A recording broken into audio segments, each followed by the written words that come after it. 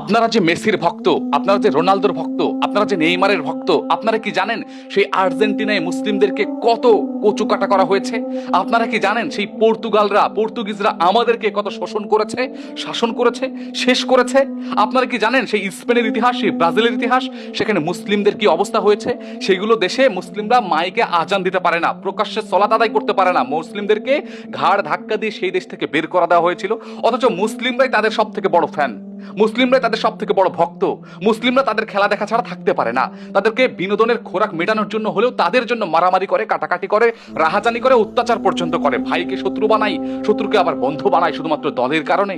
লজ্জা কি ভাই লাগে না? একটু কি নিজের ভিত, নিজের কাছে লজ্জা, নিজের কাছে অনুতপ্ত, নিজের কাছে কোনো কিছু মনে হয় না?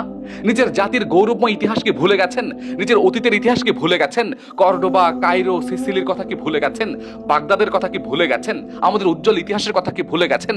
তাদেরকে কি করে স্পেনবাসীরা শেষ করে দিয়েছিল? তাদেরকে কি করে আর্জেন্টাইনরা, ব্রাজিলিয়ানরা, স্প্যানিশরা, জার্মানিরা, ওই যে পর্তুগিজরা কি করে আমাদেরকে শাসন করেছে, শোষণ করেছে, শেষ করেছে? এই ইতিহাসগুলো কি আপনাদেরকে মনে করায় দিতে হবে আবারও? আপনাদেরকে এত এত ইতিহাস বোঝাচ্ছি, এত এত ইতিহাস দেখাচ্ছি, তারপর আপনারা বিশ্বকাপ আসলে মাথা ঠিক রাখতে পারেন না। বিশ্বকাপ আসলে মাতামাতিতে লিপ্ত হয়ে যান, ভাইকে শত্রু বানাচ্ছেন।